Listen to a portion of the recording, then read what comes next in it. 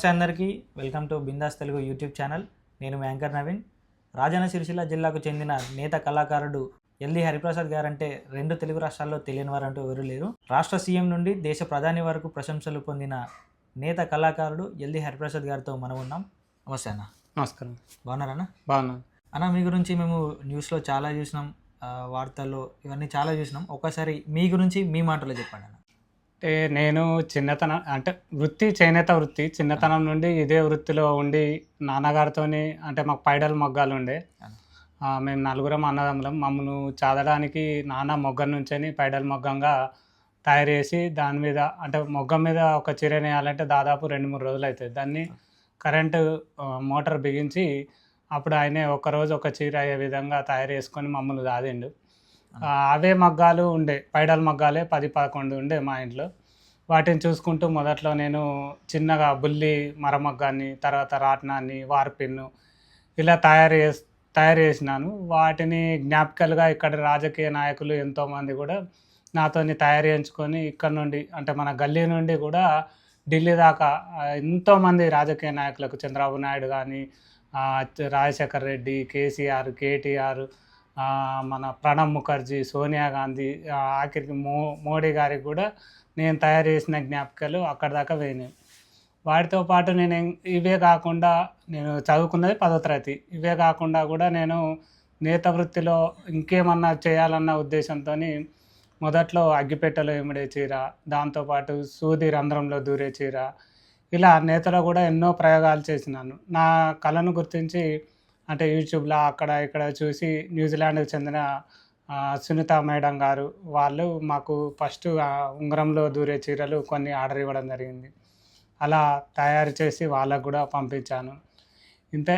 వాటితోనే కాకుండా వివిధ రాజకీయ నేతలవి కూడా ముఖ చిత్రాలు కూడా చేనేత మగ్గం పైన నేయాలన్న ఉద్దేశంతో అవి కూడా నేయడం ప్రారంభించాను. అలా మీరు ఈ రంగంలో అంటే ఈ ఫీల్డ్లో ఎన్ని సంవత్సరాలుగా ఉన్నారు? దాదాపు 2002లో నేను బుల్లి మరమగ్గాన్ని తయారు చేసినాను.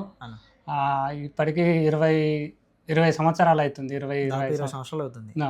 మీరు సొంతంగా నేర్చుకున్నారా, లేకపోతే మీ ఇంట్లో ఎవరైనా నాన్నగారు ఇట్లా అదే మీకు వచ్చిందా? మా నాన్నగారితోనే నేను నేర్చుకోవడం జరిగింది. ఆయనతోనే నేర్చుకొని ఇవన్నీ చేసుకుంటూ దగ్గర నేర్చుకొని మీరు మీ కళతోని మీరు చేసుకుంటూ వస్తున్నాను. అన్న, మీరు అగ్గిపెట్టెలో ఇమిడే చీరను తయారు చేశారు కదా, ఆ ఆలోచన మీకు వచ్చిందా, లేకపోతే ఎవరైనా చెప్పారా ఇట్లా చేయమని?